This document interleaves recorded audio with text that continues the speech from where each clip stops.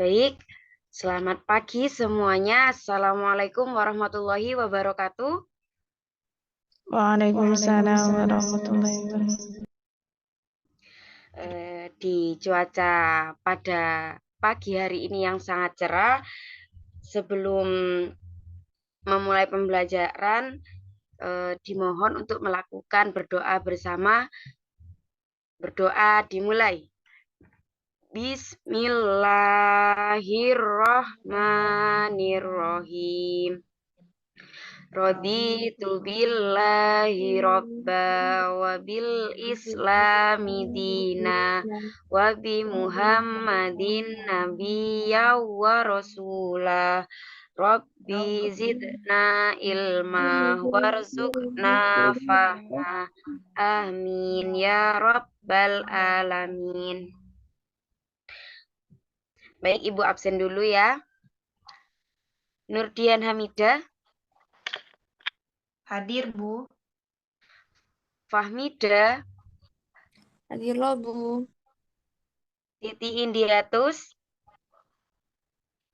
Hadir, Bu. Oke, karena pembahasan bab nikah kemarin kita sudah selesaikan secara tuntas dan pemahaman kalian sudah benar-benar paham dengan materi dua pertemuan materi dua minggu yang lalu tentang pernikahan, maka pada hari ini kita akan membahas tentang materi baru bab 6 yaitu sejarah peradaban Islam, di mana kita di sini akan mempelajari tentang sejarah Islam masuk ke Indonesia. Berikutnya. Untuk tujuan pembelajaran pada bab ini, diwajibkan siswa dapat menjelaskan strategi dakwah dan perkembangan Islam di Indonesia. Siswa juga dapat menganalisis strategi dakwah dan perkembangan Islam di Indonesia. Siswa dapat menganalisis hikmah dan manfaat strategi dakwah dan perkembangan Islam di Indonesia dengan benar. Siswa juga dapat menyajikan paparan tentang strategi dakwah dan perkembangan Islam di Indonesia dengan benar. Pada pembelajaran kali ini, Ibu akan melakukan sesi diskusi, tanya jawab, dan Ibu akan memberikan pertanyaan-pertanyaan yang dapat menjadikan skor untuk kalian. Bila mana nanti ada nilai yang kurang, Ibu akan tambahkan skor tersebut. Oke, selanjutnya. Yang pertama, masuknya Islam di Indonesia. Di sini ada peta, di mana ini adalah rute-rute masuknya Indonesia. Pertama kali Islam masuk. Yang pertama, yang di mana arah panah atas itu ada Sumatera. Ada yang tahu apa kerajaan Islam pertama di Sumatera?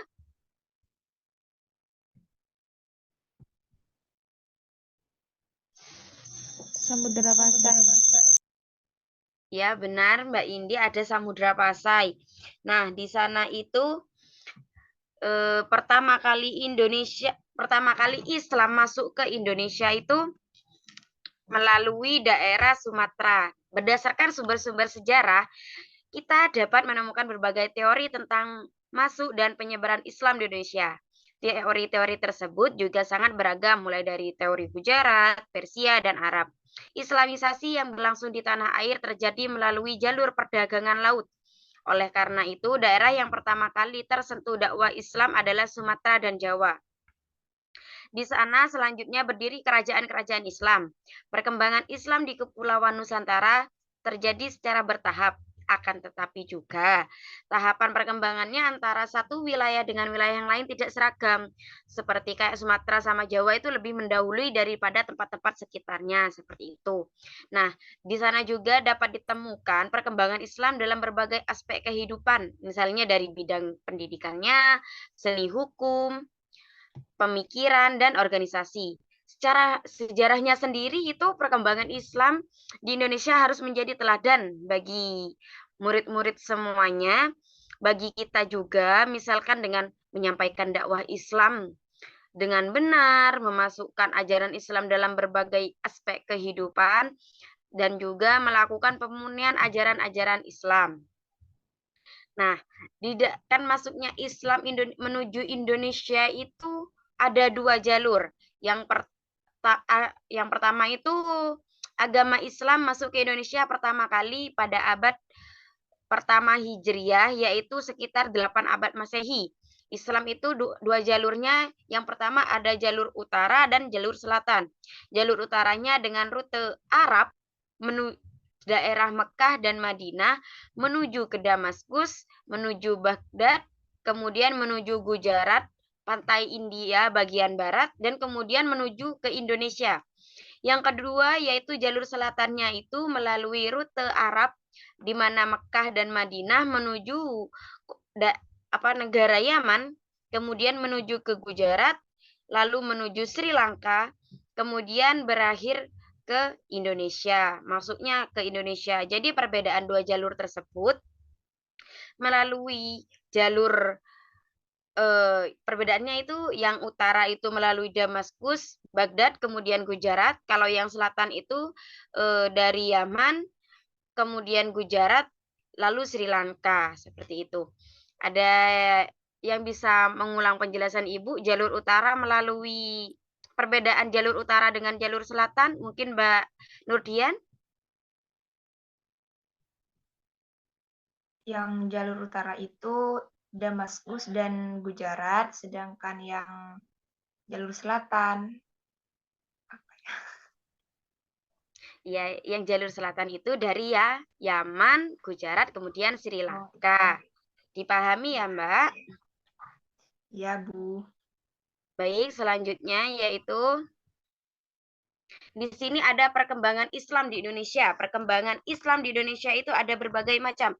Yang pertama ada jalur perdagangan, kemudian perkawinan, dan penyebaran Islam melalui tasawuf. Yang pertama kita akan membahas tentang jalur perdagangan. Nah, perkembangan Islam di Indonesia, hal ini sesuai dengan kesibukan lalu lintas perdagangan pada abad ke-7 sampai ke abad 16, perdagangan antara negeri-negeri dari bagian barat, Tenggara, dan timur benua Asia, dan di mana pedagang-pedagang Muslim, yaitu Arab, Persia, India, turut serta mengambil bagiannya di Indonesia. Kenapa di Indonesia ini termasuk menjadi tujuan perdagangan? Karena di sana juga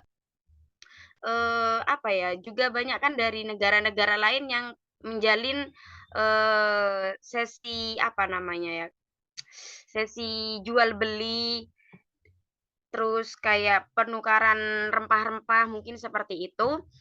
Kemudian penggunaan saluran Islamisasi melalui perdagangan itu sangat menguntungkan bagi negara-negara Muslim.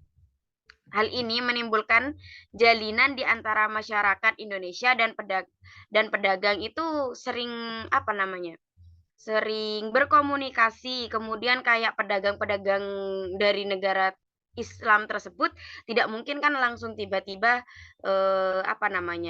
nyampe pulang, tidak mungkin kan, pasti mereka akan bermukim, dan pastilah dari warga Nusantara sendiri juga penasaran ini apa yang dilakukan mereka, kan pasti kayak mereka tuh penasaran, misalkan kayak melakukan sholat, ini gerakan apa, ini tujuannya apa, pasti kan terjadinya seperti itu. Nah, terus penyampaian melalui perdagangan ini termasuk penyampaian Islamisasi yang paling cepat pertama untuk penyebaran agama Islam sendiri, seperti itu. Yang kedua, di jalur perkawinan. Nah, di perkawinan ini dimulainya dari sesi perdagangan, di mana nanti akhirnya bermukim, kemudian membentuk keluarga di tanah Nusantara. Nah, di mana kan kayak perkawinan merupakan salah satu dari saluran-saluran Islamisasi yang paling memudahkan. Contoh kan karena ikatan perkawinan merupakan ikatan lahir batin, tempat mencari kedamaian di antara dua individu. Kedua individu yaitu antara suami dan istri membentuk keluarga yang justru menjadi inti masyarakat, dalam hal ini membentuk masyarakat Muslim. Dari hal perkawinan ini biasanya kan biasanya entah dari yang pihak laki-laki atau pihak perempuan itu ada yang Islam gitu. Nah, garis besarnya itu kebanyakan keturunan mereka itu secara pasti itu akan memeluk agama Islam tersebut. Kenapa perkawinan ini juga disebut dalam jalur Islamisasi yang cepat? Karena yaitu dari keturunannya itu sudah bisa langsung memeluk Islam, atau bahkan dari kerabat-kerabatnya itu tertarik untuk memeluk agama Islam tersebut. Kan salah satu dari pasangan tersebut kan ada yang asli dari orang Indonesia sendiri atau dulu disebut Nusantara itu akhirnya mau memeluk Islam karena dari dasar pernikahan tersebut. Oke, kemudian ada penyebaran Islam jalur tasawuf. Apa sih penyebaran Islam melalui jalur tasawuf ini? Nah, kedatangan ahli tasawuf ke Indonesia itu diperkirakan sejak abad ke-13, di mana ahli-ahli dari Persia, India, Arab itu mulai menyebar. Namun perkembangan ahli dan ajaran tasawuf di Indonesia secara pesat baru terjadi sekitar abad ke-16 dan 17, terutama di Jawa dan Sumatera. Nah, penyampaian para ahli tasawuf ini berperannya sangat penting, di mana di sini akhirnya timbulnya tokoh-tokoh Islam yang besar, tokoh-tokoh Islam yang akhirnya membentuk suatu pondok pesantren, membentuk menyiarkan Islam itu melalui pendidikan seperti pondok pesantren, kemudian ada melalui seni, yaitu melalui seperti kayak pewayangan yang disampaikan oleh Sunan Kalijaga, terus kemudian ada juga melalui seni hukum, di mana kan di Al-Quran itu tertera secara jelas hukum-hukum atau larangan-larangan untuk perilaku manusia tersebut. Nah, di jalur tasawuf ini akan dibahas tentang semua kegiatan makhluk hidup itu kayak lebih diajarkan untuk memahami lebih banyak apa agama Islam itu sendiri, agama Islam ini asalnya dari siapa, agama Islam ini menyebar karena apa, seperti itu. Jadi lewat jalur tasawuf ini kan para ahli-ahli tasawuf atau ahli-ahli agama Islam itu banyak bertemu dengan tokoh-tokoh besar yang ada di Nusantara, sehingga mereka itu mau bahkan atau mengikuti ajaran-ajaran agama Islam tersebut. Oke, selanjutnya. Nah, ada yang tahu hikmah dan manfaat dari penyebaran Islam di Indonesia? Mungkin ada yang bisa menjawab?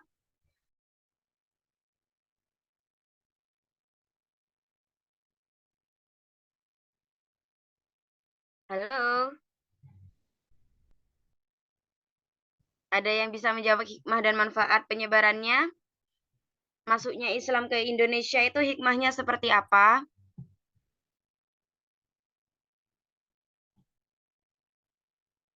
Tidak ada, Bu. Oke. Hikmah dan manfaat yang dapat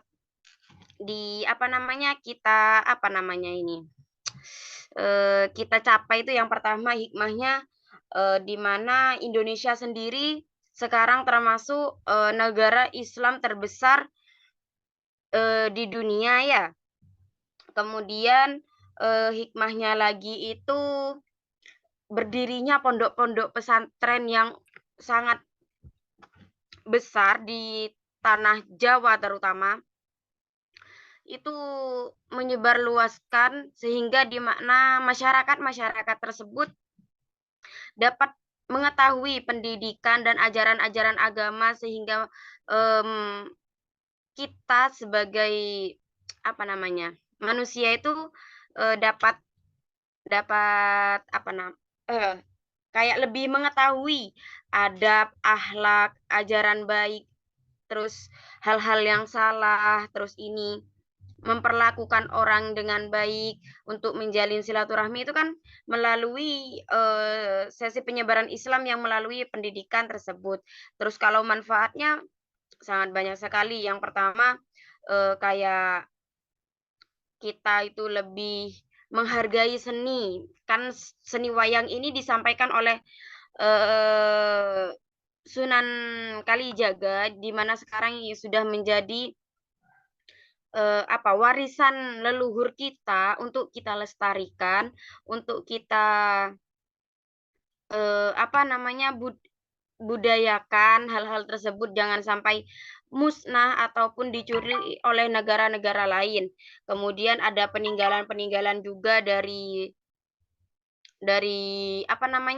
penyebaran Islam ini, misalkan seperti kayak masjid, terus kayak yang Menara Kudus, terus kayak tempat ziarah kayak di Sunan Ampel, itu kan masih kayak etnis Arabnya itu masih kerasa. Jadi kayak kita itu kalau berkunjung untuk ziarah itu kan masih kerasa kayak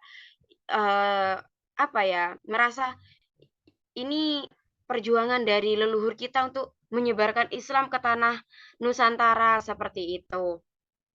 Jadi harus benar-benar kita itu sebagai generasi muda, sebagai generasi penerus, itu harus benar-benar menjunjung tinggi, menjunjung kuat apa yang diwariskan leluhur terhadap kita sekarang, seperti itu. Baik, berikutnya. Nah, ini termasuk juga bagian dari manfaat dan hikmah. Yang pertama itu ada kehadiran para pedagang Islam yang telah berdakwah dan memberikan pengajaran Islam di bumi Nusantara, turut memberi nuansa baru bagi perkembangan pemahaman atas suatu kepercayaan yang sudah ada di Nusantara, seperti yang Ibu jelaskan tadi. Yang kedua juga ada hasil karya para ulama yang berupa buku, sangat berharga untuk dijadikan sumber pengetahuan. Sama dengan penjelasan Ibu yang tadi ya. Yang ketiga, kemudian ada manfaat strategi dakwah dalam Al-Quran, yaitu dalam surah An-Nahl ayat 125 adalah menyebarkan agama Allah Subhanahu wa taala lewat jalan damai, yakni dengan hikmah dan pelajaran, dan dengan demikian seseorang akan tergerak ke jalan Allah Subhanahu wa taala dengan sukarela. Oke, berikutnya. Nah, sebelum memasuki sesi yang terakhir, Ibu akan melakukan sesi tanya jawab dan Ibu akan melakukan sesi tambah skor untuk para murid-murid Ibu. Baik, sesinya akan Ibu mulai. Yang pertama, ada berapa jalur sesi penyebaran Islam ke Indonesia? Yang bisa silahkan open mic.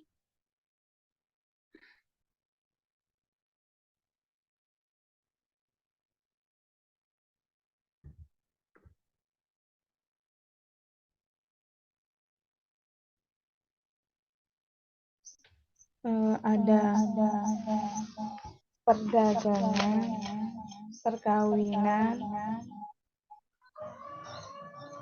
sama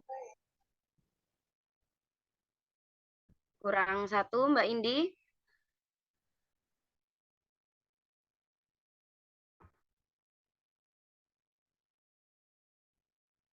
Dan jalur ta?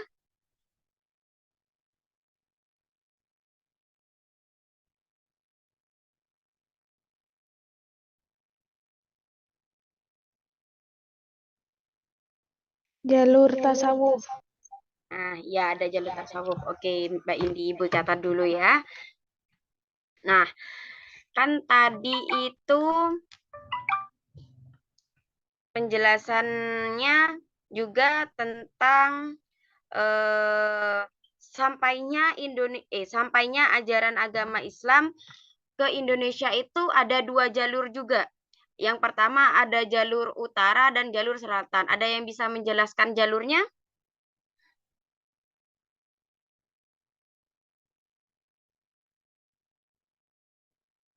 Mbak Fahmida atau Mbak Nurdian yang ingin mau menambahkan nilainya?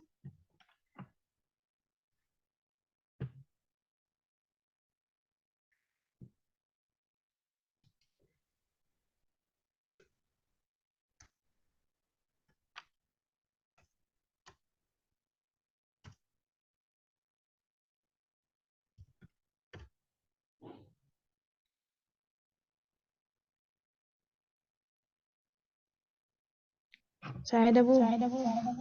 Monggo Mbak Indi.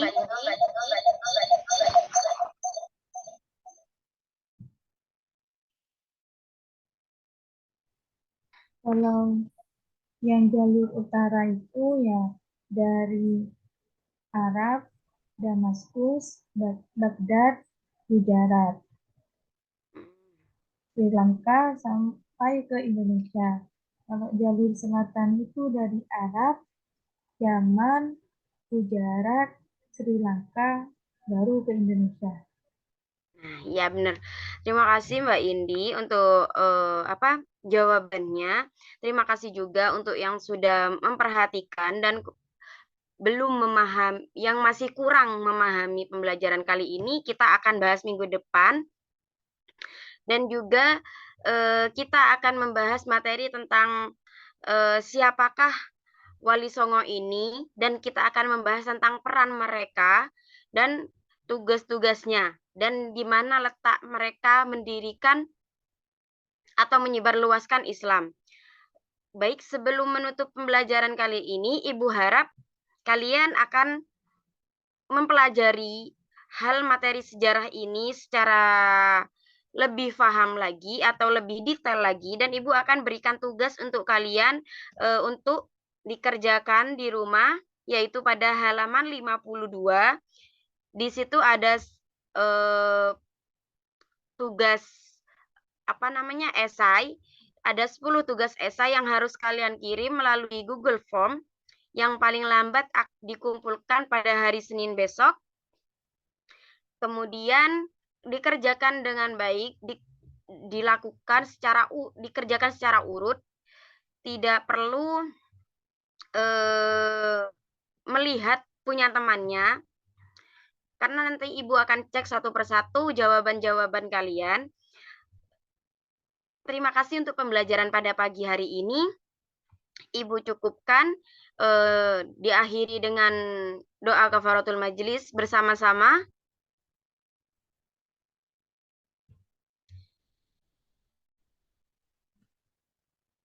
Bismillahirrahmanirrahim.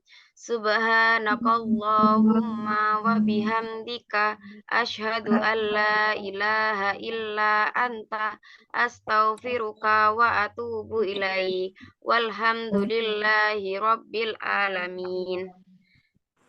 Wal muwafiq ila aqwamit thoriq. Assalamualaikum warahmatullahi wabarakatuh. Waalaikumsalam. Warahmatullahi wabarakatuh. Jangan lupa tugasnya nanti dikerjakan ya. Baik, Ibu undur diri dulu.